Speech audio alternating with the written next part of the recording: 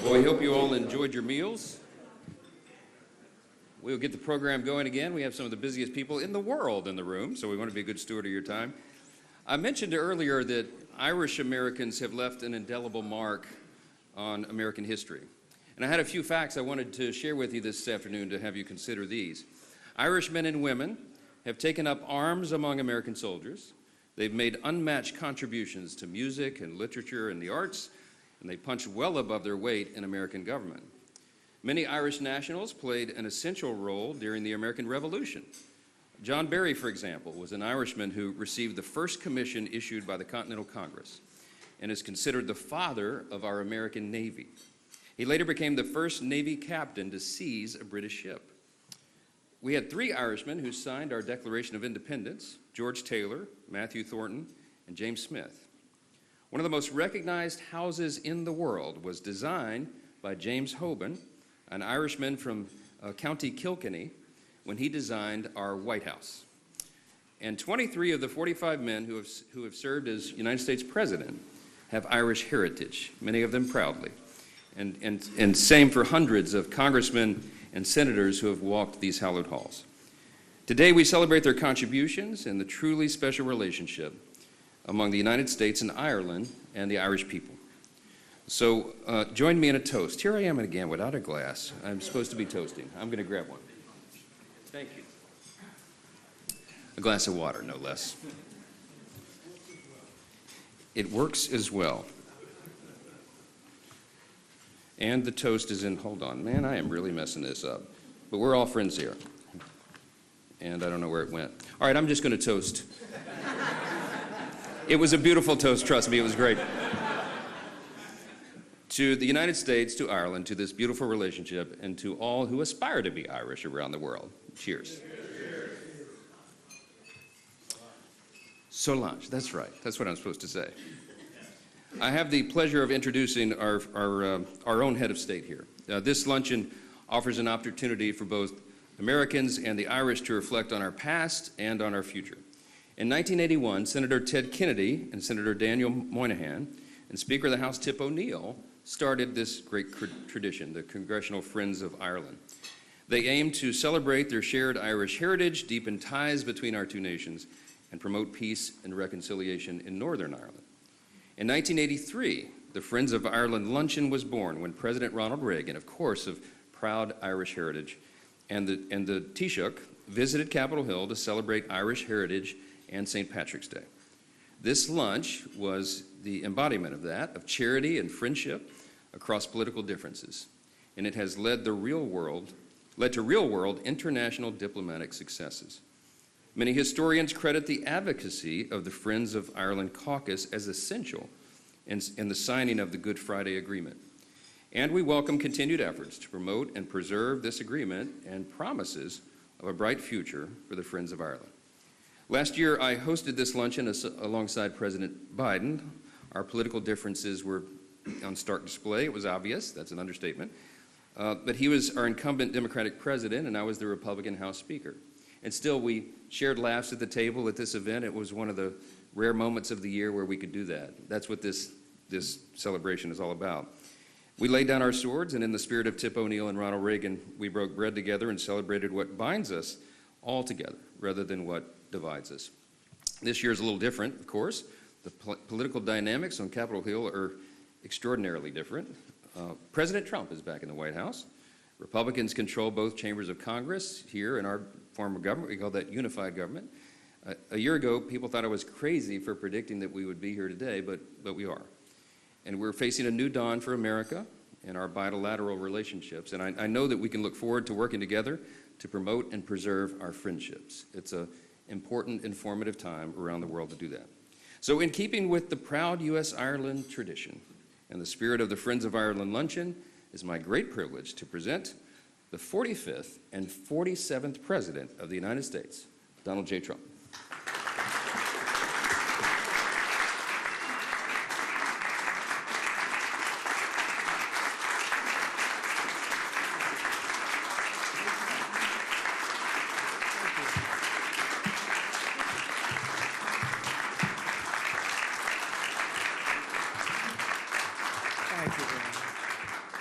Thank you very much, everybody. It's a great honor. I've been here just about every time. We had one that was terminated because of a thing called COVID. I don't know if anybody's heard of that, but that was never pleasant. And we would have been together twice, but we had COVID interrupted twice, and I appreciate seeing you again, however. And you've done a fantastic job. We very much appreciate you being here. And I also want to thank my new friends from Northern Ireland for being here, who I just met. Thank you very much. Great honor. Great honor. And I must say they spoke very well of you, so that's good. That's good. And great to be with you. And thank you to Speaker Johnson, and thank you to all of the members of Congress who are here, quite a few, most of which are Irish, most of whom are Irish. And we welcome Taoiseach, and I love the name because Micheál, but it's Michael. I said, how many people call you Michael? It's exactly Michael. I said, he said, about 50%. I said, do you get upset when they do? He said, no, but I'm going to call you Micheál because that's the way it is. Martin, who has really been terrific. I've been with him quite a bit. I've spoken to him quite a bit, and we're going to have no problems. And his wife, Mary, we welcome you to America. Fantastic people. And it's really a wonderful annual tradition being here. We're also grateful to be joined by Irish Ambassador to the United States, Geraldine Byrne Nason. Where's Geraldine? Hi, Geraldine. Thank you very much. And the entire Irish delegation. And I know we're a little bit, everybody's a little bit late today, but that's okay because we're celebrating the Irish, and I think it's okay we're a little bit late. I also want to congratulate a friend of mine, Ed Walsh. He's a great golfer. He's a championship golfer, actually. Not quite as good as Rory, but that's okay. But he's right up there. He's won many club championships, and he's one of the best golfers you'll ever see. And congratulations, boy, you're going to have fun over there. He's going to be the ambassador to Ireland. So congratulations, Ed. Well, maybe it is thanks to me, but you're going to have a good time. You're going to represent us well. He can do most of his business on the golf course, too. That's so nice. But he's got the best job of anybody. And I really appreciate so many of my friends being here. So many great friends are here. This afternoon, we're gathered to celebrate the deep and abiding ties of history, family, and friendship that bind together Ireland and the United States of America. The Irish-American patriots have been part of our national history in our country's earliest days. Amazing history they have with our country. Irish-Americans fought heroically in our war for independence, served with honor in the crucible of the Civil War, and won fame and valor among Theodore Roosevelt's famous Rough Riders. They were Rough Riders. By some estimates, more than 2,000 Irish-American warriors have earned the Congressional Medal of Honor. This is an amazing statistic because who would ever think that's even possible? It's more than 50% of the medals of honor were won by the Irish. I'm going to have to check that. That sounds like, that's an awfully good statistic. We're going to have to check what's going on over there, huh? But that's an amazing statistic, actually, 50%. This includes the great Audie Murphy, the most decorated enlisted soldier in American history, whose service in the Second World War earned a Medal of Honor, 2 Silver Stars, a Bronze Star, 3 Purple Hearts, and the Legion of Merit. Quite a person. Became a movie actor. The movie actor stuff wasn't quite as good as the soldier that he did, but he was great. Became a very famous person, actually. America has truly been blessed by the courage and unstoppable spirit of the Irish. Over the generations, Americans of Irish ancestry have helped build our railroads and raise our cities and man our factories, enrich our culture with art and music and literature. We see that all over. And protect our communities by joining the proud tradition of Irish-American police officers and firefighters. And few have done more for the Stars and Stripes than the sons and daughters of the Emerald Isle. And I can tell you, I know your father was a great boxer, and they have a lot of good fighters. I know so many Irish fighters, they like to fight, and they're damn good at it too. But your father, his father was a great fighter, actually, so that means genetically I'm not going to mess around with you. You understand? I'm a believer in that. But as you know, on Monday, millions of Americans will celebrate St. Patrick's Day. We love St. Patrick's Day, maybe especially in New York. Hundreds of thousands of citizens decked in Irish green will parade through the streets of Chicago, Boston, Philadelphia, and of course New York, a sight that I've witnessed many, many times. In Manhattan, the people will stream up Fifth Avenue and march past the magnificent, I see it so much, and I love it, especially when you're looking down upon St. Patrick's Cathedral, because it's, to me, one of the most beautiful cathedrals in the world. And it's a monument not only to God, but also to the patron saint of Ireland, patron saint. It's really an extraordinary testament to the connection between our two countries that after more than 1,500 years, the shining legacy of St. Patrick still rouses city blocks half the world away. Think of that, and fills our people with incredible love and pride. We have a lot of pride in that cathedral. That cathedral is something, to me, so beautiful. I think maybe my favorite, they have larger, you know. It's very large, but they have larger, but I think it's truly one of the most beautiful. The Irish spirit is truly alive and thriving in America, and as we see today, the friendship between our nations is strong and it's really unbreakable, and that includes all of you, you know, it's all of you. We love you all. So Taoiseach, I want to just thank you once again for being here. It's an honor, and hopefully we're going to be doing this at least 3 more times, okay? We're going to be doing this 3 more times, at least. And when I say at least, they go absolutely crazy. So, thank you very much for being here. Mary, thank you very much for being here. It's a great honor. Thank you. Thank you, Mr. Speaker. Thank you, everybody. Thank you.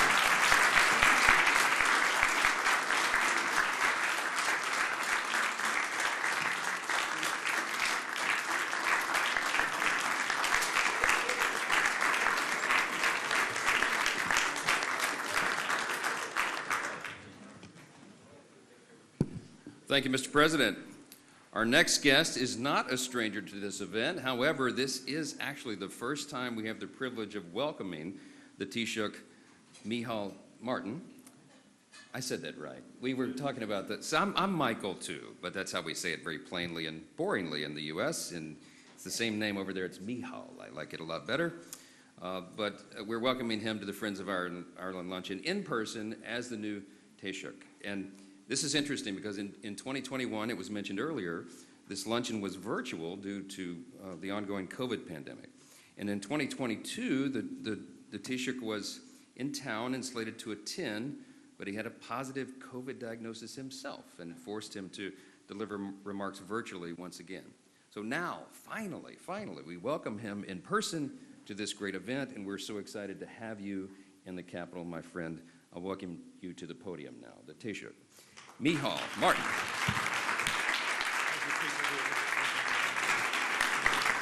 Thank you.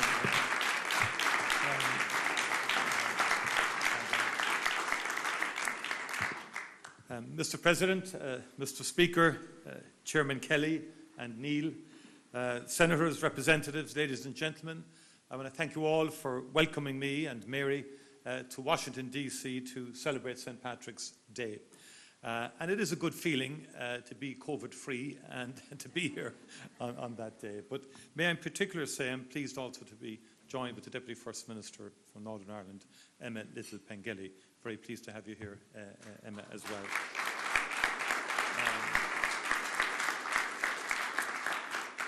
This is a cherished opportunity to break bread with our most steadfast friends. And as has been said, it's now more than 40 years since Speaker Tip O'Neill invited President Ronald Reagan to the Capitol for the first St. Patrick's Day lunch, and thus began a very proud tradition which I am honoured to continue today in your esteemed company. President Trump, thank you for joining us today to mark our National Day. You are a great friend of Ireland. And by the way, all those statistics that you quoted are absolutely verifiably true. Okay. I also know, President, that there's one small corner in the west of Ireland, a beautiful and remote part called Doonbeg in County Clare, which holds a very special place in your heart. And we hope to welcome you back to our small island and indeed to these particular greens very soon. Speaker Johnson, once again, you have graciously gathered our dear friends in this august house to mark St. Patrick's Day. You too are a true friend of our nation. We thank you for your hospitality in what is a very busy week for you. For centuries now, America has been a place of welcome and opportunity for Irish people. Our nation's green has been threaded through the rich tapestry of the United States by almost 32 million Irish Americans. Their forebears left a very different Ireland to the one we know today. Many were fleeing the grinding poverty and terrible hunger which blighted Ireland in centuries past. They left in desperation, but also in determination to forge a brighter future for their children. They channeled that commitment into building stronger communities and ultimately a stronger nation, this great nation. Many of their descendants are with us today, true friends of Ireland who continue to work tirelessly for a future of peace and prosperity on our island. Indeed, we need look no further than the co-chairs of the Friends of Ireland caucus. Our dear friends, Congressman Neil and Congressman Kelly's bold leadership and vision unites Irish American members from both sides of the aisle through the Congressional Friends of Ireland caucus. Throughout our troubles, the Friends of Ireland, Republican and Democrat alike, held fast to a vision of Ireland not marred by violence or terror. You worked unrelentingly to realise that fragile hope. You stood shoulder to shoulder with us, no matter how fierce the challenge, and there were many such challenges. And it is that same determination that together we must devote today to today's conflicts in the Ukraine and in the Middle East. And our shared history teaches us that peace, however elusive it may sometimes seem, is achievable. Its promise remains within our grasp. Mr. President, we are forever grateful for the United States' contribution to transforming our island, and we wish you well in the efforts that you are making to bring peace to the Ukraine and to the Middle East and further afield. We thank you for your leadership and indeed your ongoing friendship to Ireland. Thank you once again for joining us today. Thank you, Mr. Speaker, for your gracious hospitality, and thank you to our dearest friends in this room. A very happy St. Patrick's Day to you all. As we might say in Gaelic, go raibh míle maithagah agus banachtaí na éile pádraig oraibh go léir. Go raibh míle maithagah. Thank you very much indeed.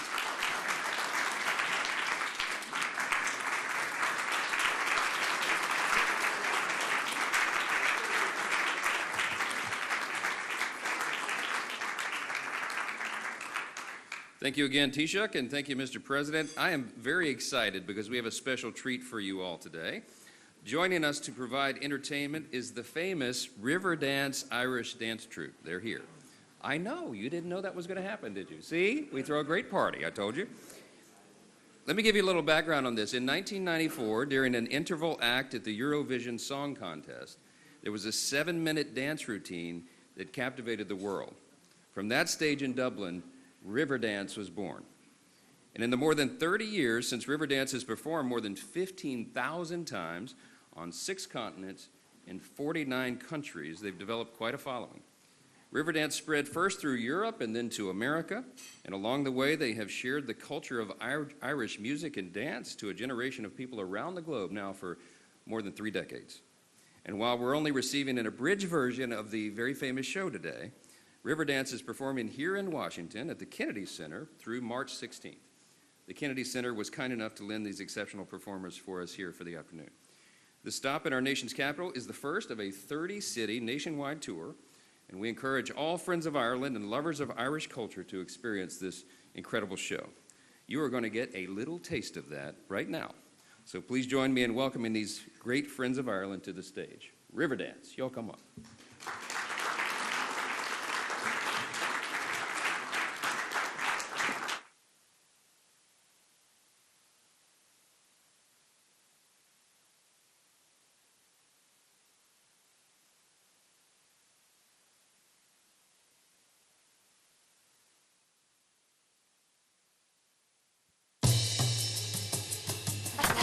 Tears are falling on her, 1,000 tears are falling on her, and she was stuck on dancing, she was stuck on dancing, and her muddied name was Mississippi, Mississippi, on Olivia, Mississippi, Mississippi, on Olivia, River Lippy, River Lippy, on Olivia, River Lippy, on Olivia.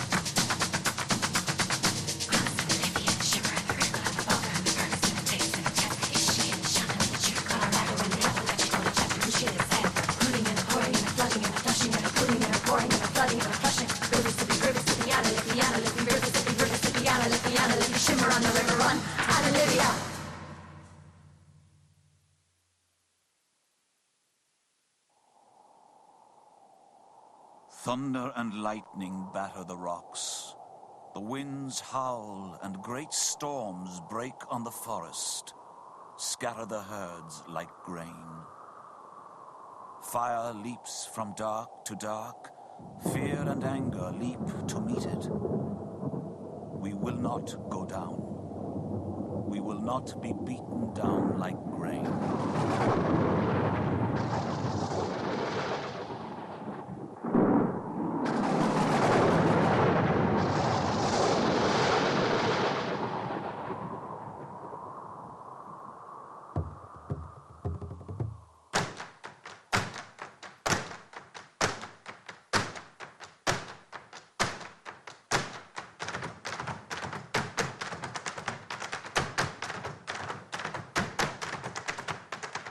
Thank you for watching. Make sure you subscribe to our YouTube channel and be sure to watch more videos from Fox, Illinois.